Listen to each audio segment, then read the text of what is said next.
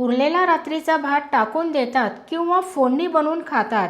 तर आज बनवूया उरलेल्या भातापासून असा मऊ आणि चविष्ट नाश्ता की सगळे आवडीने खातील। इथे मी रात्रीचा उरलेला भात घेतलेला आहे।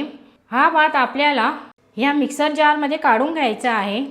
इथे तुम्ही उरलेला भात घ्या किंवा भात तयार करून घेतला तरीही चालेल। याच्यामध्ये दही घालायची,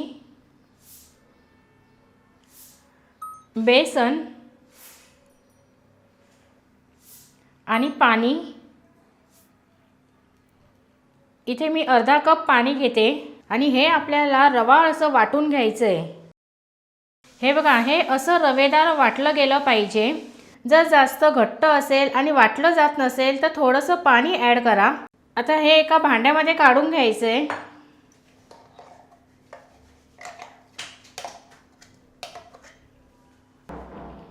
ह्याच्यामध्ये रवा घालायचा, जिरं, हिंग, अद्रक हिरवी मिरचीची पेस्ट, चवीप्रमाणे मीठ आणि पाणी घालायचं आणि हे सगळं एकत्र चांगलं मिक्स करून घ्यायचं आहे। हे आपल्याला जास्त घट्टसुद्धा ठेवायचं नाही आहे आणि जास्त सैलही राहू द्यायचं नाही आहे। या प्रकारे आपल्याला हे बॅटर तयार करून घ्यायचं आहे। आपण ह्याच्यामध्ये रवा घातलेला आहे तर हा फुलेल म्हणून याला आपण 10 मिनिटांसाठी साईडला ठेवून देऊ। चटणी बनवण्यासाठी कोथिंबीर घ्यायची आहे, अद्रक, हिरवी मिरची, भाजलेली चणा डाळ, ह्याच्याऐवजी तुम्ही शेवसुद्धा वापरू शकतात, चवीप्रमाणे मीठ, दही, ह्याच्यात थोडंसं पाणी घालायचं आणि हिला मिक्सरमधून फिरून घ्यायची आहे।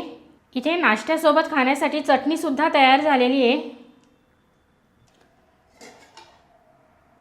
10 मिनिटांनंतर रवा बघा इथे चांगला फुलून आलेला आहे।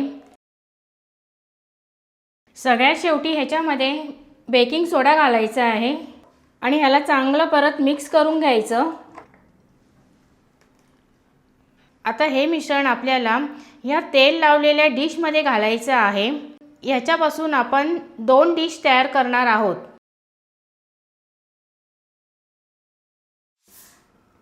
आता ही डिश आपल्याला या स्टीमरमध्ये ठेवायची आहे। आता हे आपल्याला मध्यम आचेवरती 10 मिनिटांसाठी स्टीम करून घ्यायचं आहे। 10 मिनिटांनंतर हे आपल्याला चेक करून घ्यायचं आहे। इथे सुरी अशी क्लीन निघाली पाहिजे।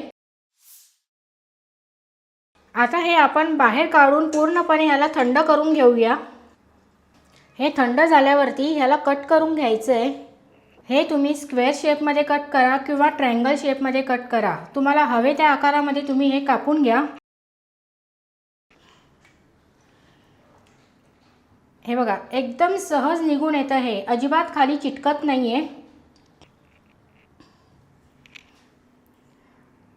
अशा मस्त सॉफ्ट वड्या बनून तयार होतात। आता यांना आपल्याला तडका द्यायचा आहे। तर तडक्यासाठी पॅनमध्ये तेल घ्यायचं,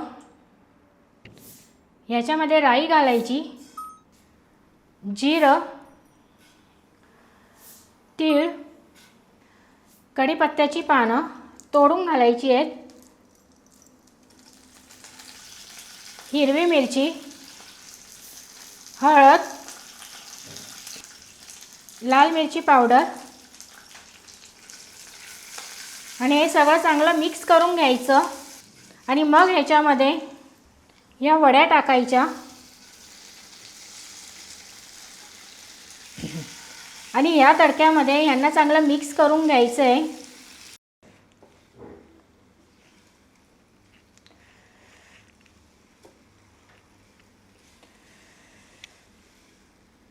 हे बघा मस्त असं मसाल्याचं कोटिंग याला बसलेलं आहे। इथे हा नाश्ता बनून तयार झालेला आहे। आता ह्याला आपण डिशमध्ये काढून घेऊ। हा इतका सोपा आणि चवदार बनला आहे की तोंडात टाकताच विरघळतो। हे तुम्ही मुलांच्या टिफिनमध्ये सुद्धा देऊ शकतात, मुलं मोठ्या आवडीने खातील।